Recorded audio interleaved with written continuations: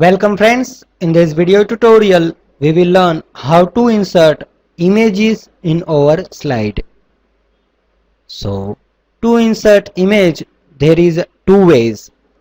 First way is by clicking on to this picture icon, which will pop up one window from which we have to select images.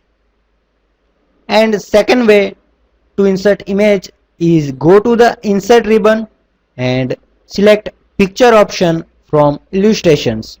Now my image is located at the desktop, so I am inserting the image from desktop. So image is inserted. Now we can format our image using various styles provided by format options. For example, we can set styles to pictures like this wide border, this thin border, this simple frame, this braved oval black compound frame, and other option which are here like this snip diagonal, this relaxed perspective white, or any other option which you want to set. I am setting bevel perspective left white. So this is the style for your picture. Now you can also set border to your picture by using picture border option. So you can set border. So this is my border for picture. We can set height and width using this directly option.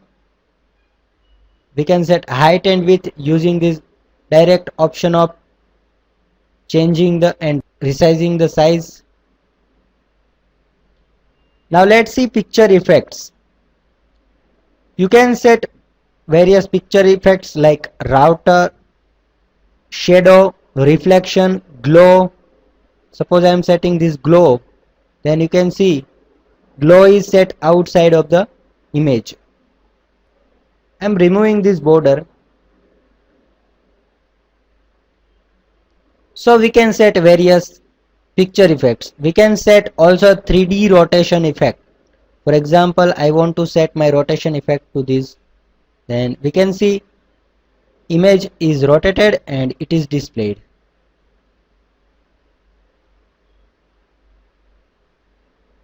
So this way you can use your picture to insert into your slide, and you can describe your data with using picture slides. So this is about pictures and inserting picture in PowerPoint slides. Thank you.